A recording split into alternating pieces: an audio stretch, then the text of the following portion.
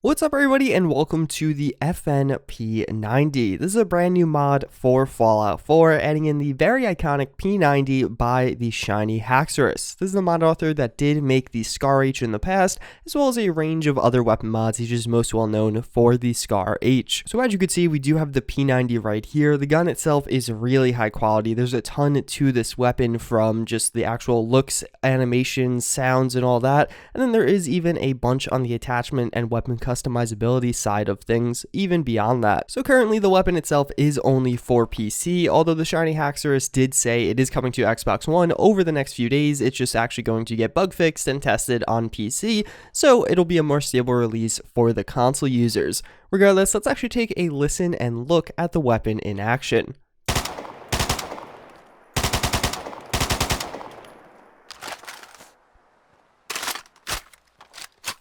So as you can see, the thing itself sounds really nice. I also have a flashlight right there. If you're wondering what that is, well, you can't really tell because it is daytime. It does, again, really sound nice. And actually, take a listen again. I think it has a really cool echo going with it.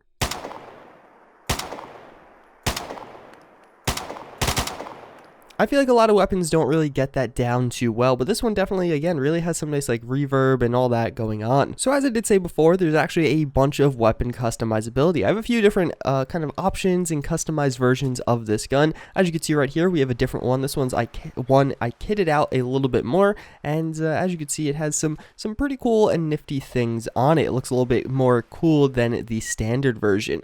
And let's take a listen to this one with a silencer. This one is only semi-automatic.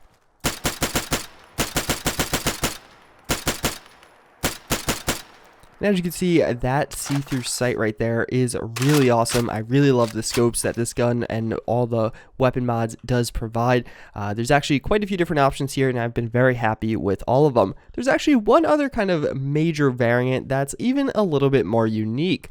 So that's going to be an Institute variant, as you could see right here, and really, well, the most notable change here is, well, as you can see, it is going to be firing a similar kind of energy to the Institute pistol, or the Institute automatic pistol, I guess is a little bit more accurate. And as you can see, it really is just a modification to the P90. It's very cool, and of course, the Institute themselves will be carrying this one. Well, that's pretty much the bulk of the different weapon mods we do have, or the ones I'll show you. And now let's actually go show you the customizability and all the different attachments you can equip. So here we do have the P90 itself, and actually, yeah, let me show you real quick the different kind of receivers. So as you can see, there's a factory, a hardened, and a photon accelerator, and I actually have all of these equipped. So as you can see, this is going to be the hardened receiver right here, and these have some various different changes between damage and stuff like that. We'll go over that in a second. But regardless, they actually have some aesthetic changes as well, which I really like. I'm really happy the Shiny Haxorus did decide to do this. Too often receivers are exactly the same in looks, and as you can see right here, we have this one. Then this one isn't nearly as shiny. It almost looks like it's more of like a polymer or something like that. And as you can see, again, they look slightly different, and actually is a slightly different size. One of them is a little bit longer. Then, of course, the Photon is the Institute one that looks totally different, and it has a different, it doesn't fire bullets, it fires energy shots. So as you can see, we have the 45s both right here. So the factory right there, this one actually weighing a bit more, as well as having some better accuracy, and large in part the same, but as you can see, there's slightly different sizes there, and there's some other changes like that up on the front there, but again, largely the same. Then of course the Photon one looking totally different compared to the other two. Then we do have a few different barrels. We have a shortened barrel, standard barrel, and a longer barrel. Nothing too crazy there, stuff we've seen before. A regular and extended magazine, which this one's going to have 75 rounds, this one has 50 rounds, and we do have a ton of sights. So this is what I was talking about in the little intro bit. These are all using see-through scopes, and all of them are really cool. So we have an ACOG, an aim point, which I was using, a little Barxa red dot sight right there. We have a EOTech, which pushing the gun back a little bit there. We have some glow sights, which are going to be like little flip up sights. They're almost like Magpul sights on the top there. A reflex sight, like the regular one from Fallout 4. A Spectre DR scope. So this is an ACOG scope for tagging long range targets. It actually does tag enemies. A little bit of a higher tech scope. And then, of course, the standard sights, which I was using on this one. So as we also do have is a ton of different silencers or suppressors. So as you can see, you have the AAC suppressor, and I'll just really go through them. As you can see, they're aesthetically, they are very different. All of them are largely the same. There's some different pros and cons to each of the different suppressors here, but as far as sounds go, they are going to be largely the same. I don't think there's any differences between any of the different silencers. I did try a few of them, although you're probably going to want to just pick these based on which one looks the coolest, or if it has some benefit that particularly kind of benefits your loadout and kit here. So we do have the flashlight, as I did say, I did have a flashlight on this one. It's actually on the other side of the gun. You also can have a laser sight or a weapon light. So this one's actually pretty cool. It's like a more large flashlight. It's a fuller flashlight for lighting dark areas, heavier but brighter than a standard flashlight. As I did turn on the flashlight in the intro, you probably could barely tell. If you're using the weapon light, it's a lot more obvious. This is the one you're probably more familiar with. You've seen it in other video games and stuff like that. So we do have another little piece here. This one's pretty interesting. It's a tri-rail. So basically, it's going to go on the front here and actually give you even more rails, as well as some tactical attachments down there. And then you could also have a foregrip, and all around pretty cool. You definitely gives it a more high-tech and almost futuristic feel. I actually don't really like the look of it. I think it looks a little bit cooler without it, a more raw look without it, but to each their own.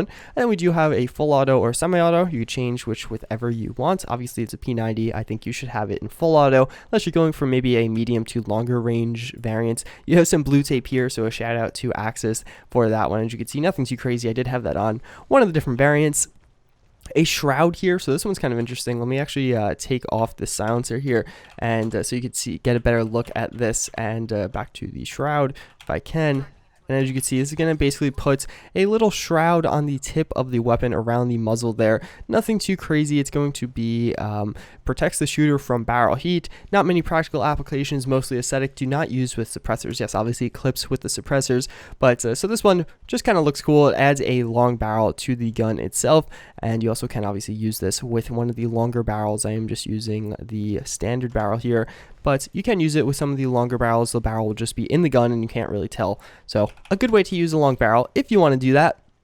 And then we do, of course, have a damage modifier, which I really like to see. I really love when weapon mods do this. Obviously, if you want to just be cheap and you could put 200% damage and make this gun stupidly overpowered, but if you want to have a little bit of a more balanced experience and you feel like this doesn't fit into your game all that well, you could change that. And then we do have the weapon light right here, so you can turn it to a laser sight, a flashlight, or the weapon light, as I did have, which I did show you before. I think that got moved back, or no, oh, that's a glitch. Well, I did not see that the first time. Regardless, that's largely it. I mean, we do have that. There's actually one other thing here. You have the Institute or the Factory. When you're using the photon accelerator, you can change that if you don't like the look of it, but you still want to use the kind of lasers, like the photon aspect of the gun. It'll still fire lasers, it just doesn't look that bright color.